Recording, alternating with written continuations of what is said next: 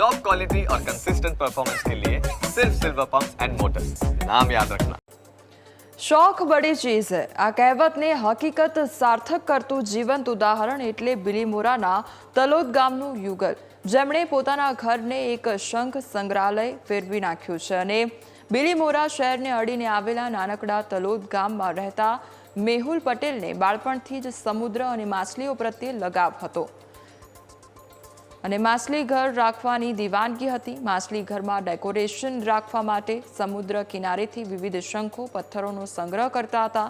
દંપતીએ પોતાના ઘરમાં 5,500થી વધુ કિંમતી શંખને સાચવી રાખ્યા છે।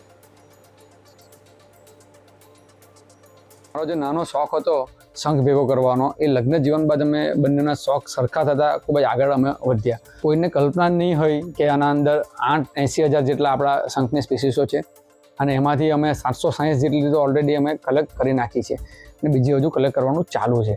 5,500 જેટલા શંખ આજે અમારા ઘરના બેડરૂમમાં અમે ભેગા કરીને રાખ્યા છે। શંખમાં મોટામાં મોટા શંખ કહીએ તો અમારી પાસે 2 ફૂટથી સાઇઝના શંખ છે। છીપમાં પણ કહું તો 1.5 ફૂટની સાઇઝની મારા પાસે છીપ પડેલી છે।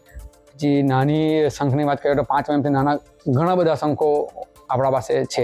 મને આર્ટ વર્ક કરવામાં ખૂબ જ શોખ છે અને મારા લગ્ન થયા અને પછી મેં અહીંયા આવીને જોયું તો મારા હસબન્ડને શંખ ભેગા કરવાનો ખૂબ જ શોખ છે અને શંખ ભેગા કર્યા ને અને મેં એ શંખને જોયા ને તો એટલા અદ્ભુત શંખ હતા ને તો મને પણ થયું કે આ શંખમાંથી હું પણ કંઈક બનાવું। તો મને એવું થાય કે આ શંખમાંથી હું પણ કંઈક બનાવું। લોકો આમાંથી નેકલેસ બનાવે છે, જ્વેલરી બનાવે છે। અમારી પાસે કોડી છે, લોકો કોડી લઈ જાય છે, કોડીમાંથી નેકલેસ બનાવે છે, બ્રેસલેટ બનાવે છે। લોકો આ શંખમાંથી વાસણ પણ બનાવે છે, લોકો શંખમાંથી ડિસ્પ્લે બનાવે છે।